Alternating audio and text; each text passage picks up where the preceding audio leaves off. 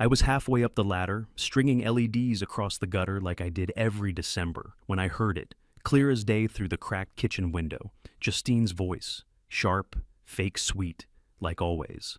"I don't want to spend another Christmas with that loser." My hand paused midair, lights dangling like dead weight from my wrist.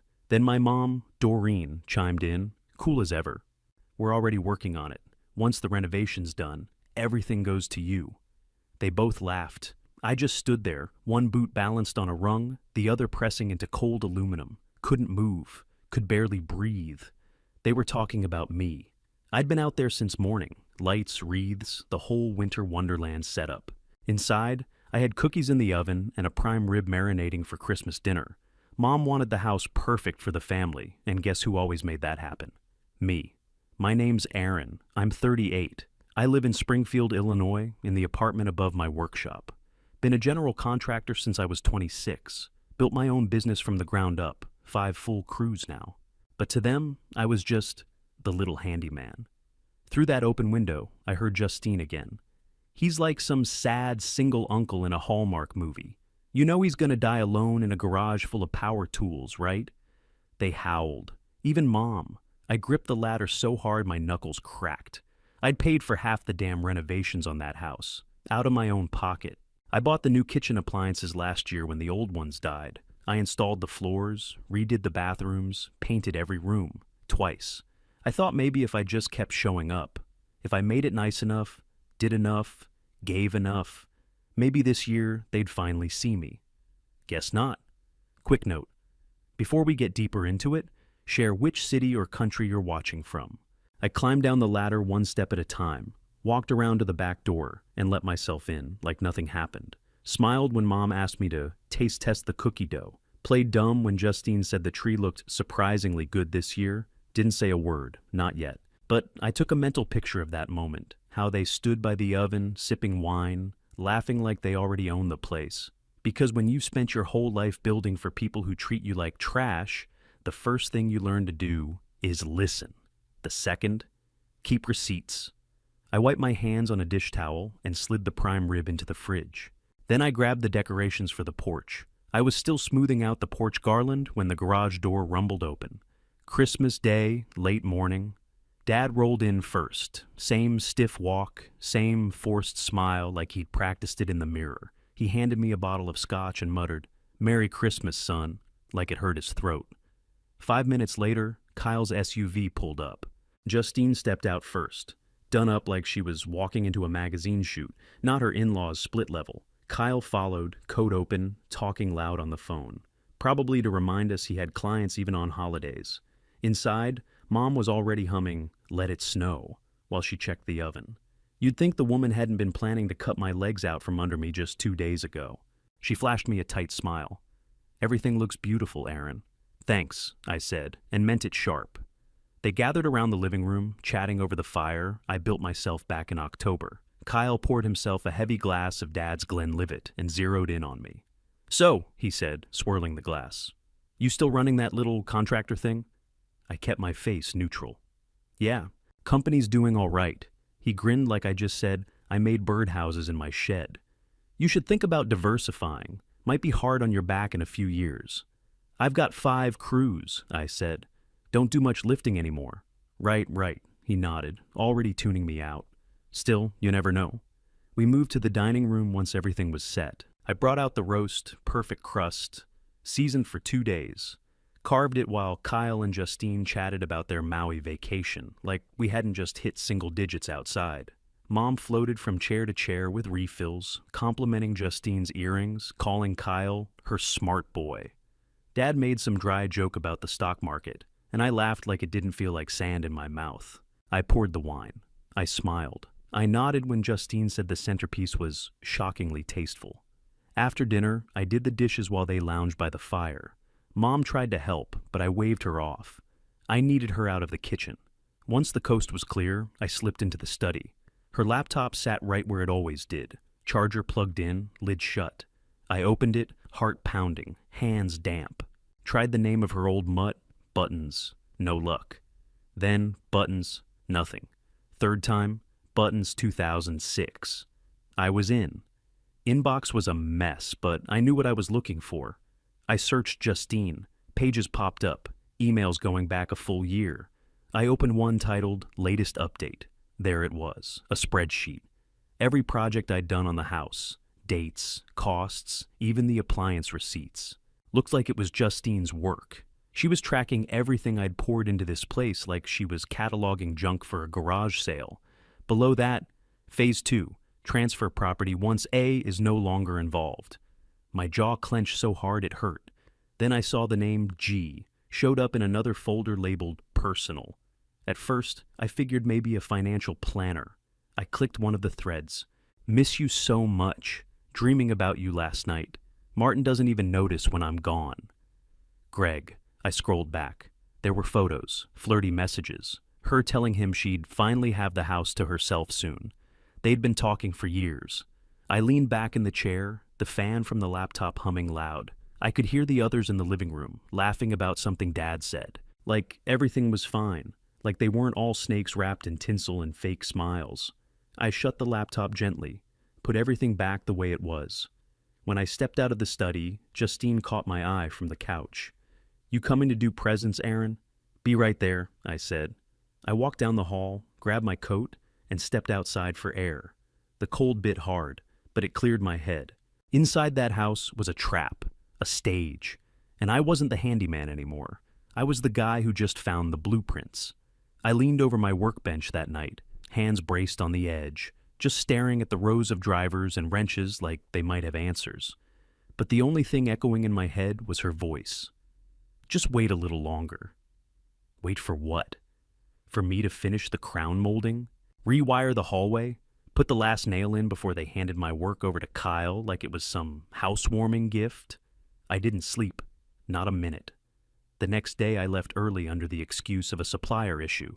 Truth was, I headed straight to a law office downtown. My buddy Jake referred me to this guy, a no-bull divorce and property lawyer who looked like he lived off burnt coffee and Red Bulls. I laid it all out, told him what I'd heard, what I'd done to the house, what I'd spent. Every bit of it. He didn't sugarcoat it. You're not on the deed. You've got no legal ownership, he said, tapping his pen against the desk. Technically, all that work, donations? I sat there, jaw locked. But, he said, if you can document it, every receipt, every message, any proof they intended to keep you around until the job was done, you might have leverage, not to own it, but to punch back hard enough they'll wish they never crossed you. That was enough for me. I got to work the second I got home. I pulled out my file bin from under the workbench. Receipts for tile, fixtures, drywall, cabinets. I found the invoices for the appliances I ordered on my account. Photos of the renovations, bank transfers. I wasn't just collecting, I was building my own case file. Then I did something I never thought I'd do in my life. I bought 2 discrete voice recorders. One went under the edge of the kitchen table. The other, in the potted plant in the living room near the wine bar. I hated the idea of putting one in her bedroom, but after hearing her sweet talk some guy behind my dad's back while robbing me blind, I did it anyway. I wasn't taking chances. That night at dinner, everyone sat around like it was a normal Tuesday. Mom served lasagna. Kyle talked about interest rates like he was Bloomberg himself. I sipped my beer, bided my time. So, I said casually, "Who's Greg?" Her fork stopped halfway to her mouth. She blinked. Too fast. "Oh, Greg? Just a financial contact." She looked at Kyle. "I've mentioned him before, haven't I?" Kyle just shrugged and kept eating. Justine smirked into her wine. I smiled. "Cool. Just wondering." She disappeared early, said she had some paperwork to finish. I gave it 20 minutes, then walked down the hall and stood outside her door. Didn't move. Just listened. Her voice was soft, like sugar. "Yes, I miss you too. No, it won't be long now. They're still clueless. Just wait a little longer."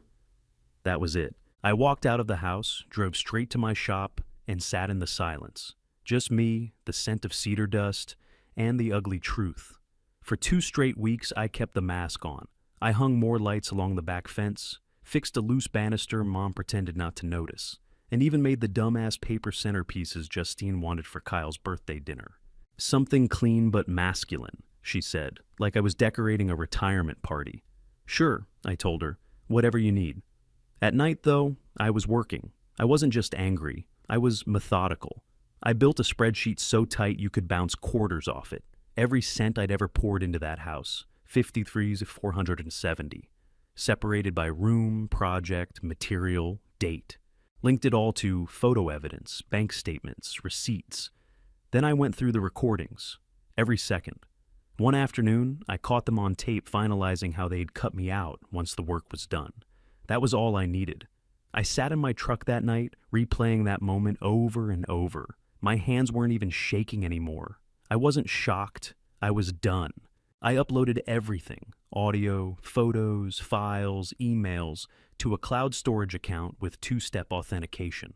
Gave access to my lawyer and my buddy Jake, just in case anything ever accidentally got deleted. Then I crafted the email. Subject line: Family Financial Discussion. January 8th, I wrote, "Since we're all involved in the house and future estate matters, I thought it would be smart to sit down and get on the same page. Nothing formal, just a talk over dinner. Let's plan it for Kyle's birthday night while we're all here." The replies came in like clockwork. Justine: "Sounds great. Long overdue." Mom: "Smart thinking. I'm glad you're being proactive." Kyle: "Sure, I'll bring the wine." Of course they said yes. They thought it was time to hand me my walking papers. I spent the next few days getting everything ready.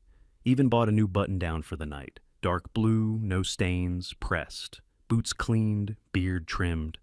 They expected the handyman. I was showing up as something else entirely, and I didn't stop working. I added audio timestamps, organized the email threads by sender, had each file named clearly: living room, Deck 19 Justin Planoise, Mom Greg messages per Stausau 23 at PDF.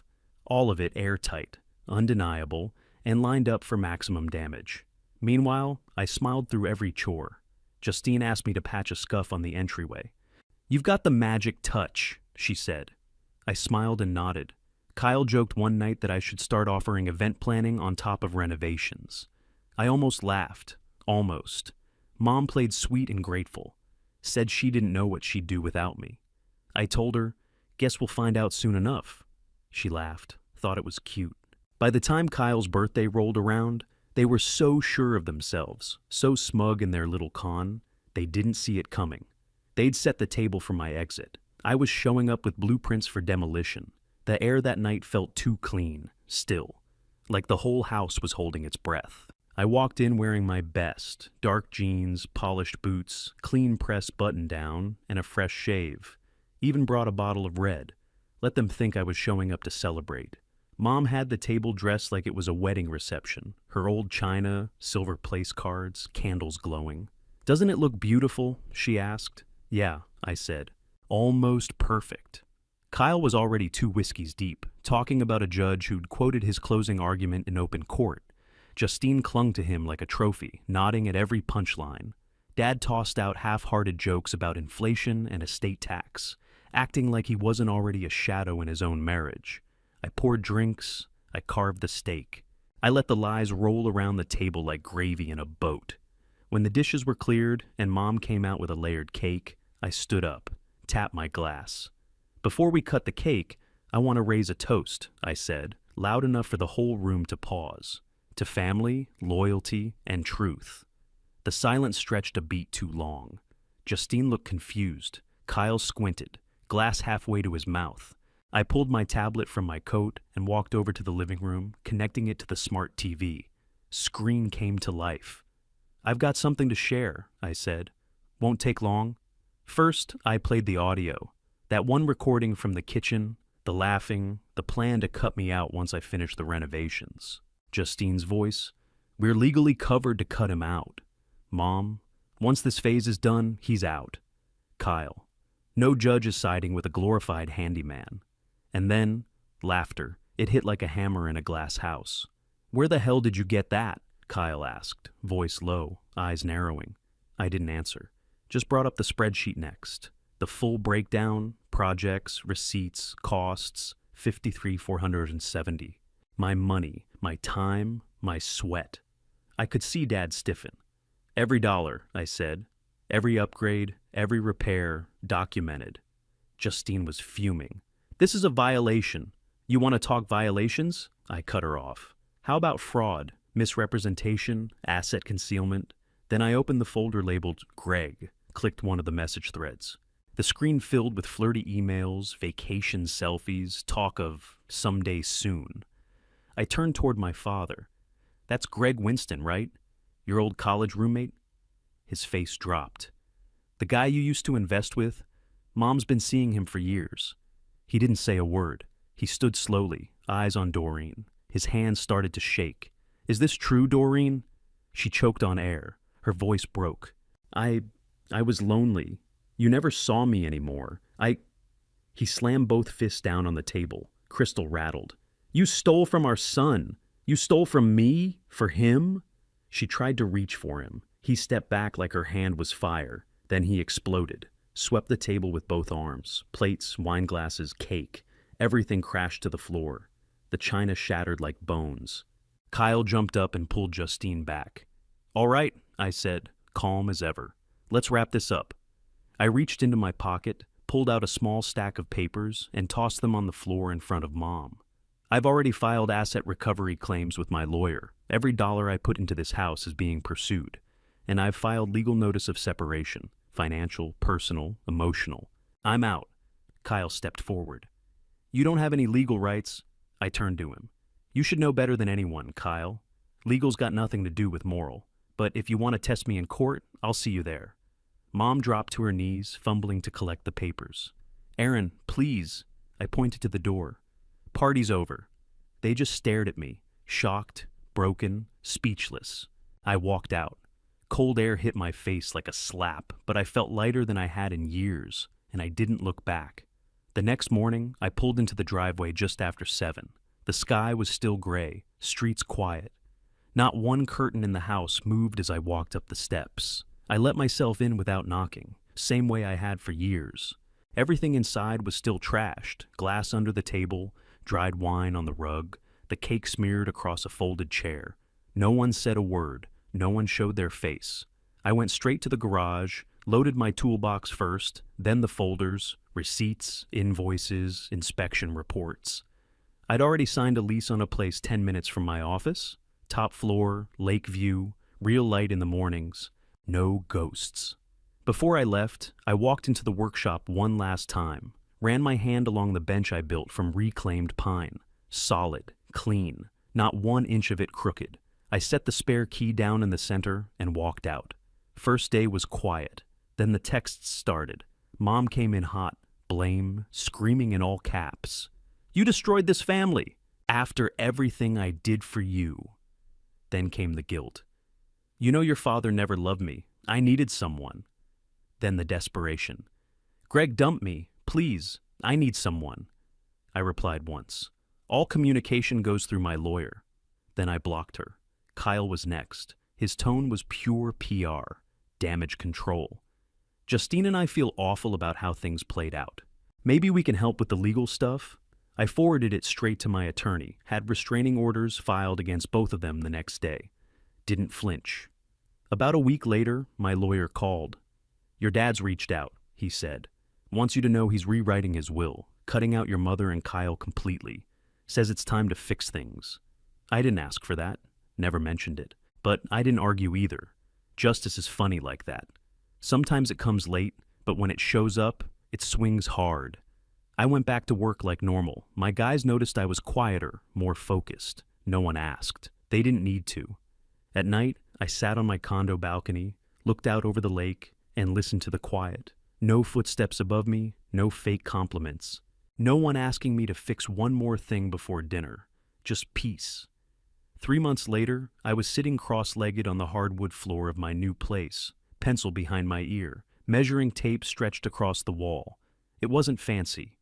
Just a 2-bedroom condo above a quiet stretch of storefronts near the lake. But it was mine. Fresh drywall, quiet neighbors, sunlight that poured in like it belonged there. The office was set up clean, nothing flashy, just my drafting table, a small desk for invoices, and my tools stacked neatly in the corner. Every screw and socket had its place. Nights, I stayed late by choice, sketched new builds, hands in sawdust again, brain clear, No whispers through cracked windows, no second guessing every step I took. Just wood, tools, and silence. Dad started meeting me once a month for lunch. First time he showed up at my shop with 2 pastrami sandwiches and a 6-pack of root beer like we were back in high school. He didn't say anything about the past, neither did I. We just sat in the back talking shop, lumber prices, shop classes, old tools we missed.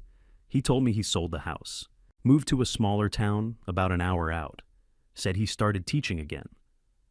Woodworking at the local community college, said he felt free for the first time in 40 years.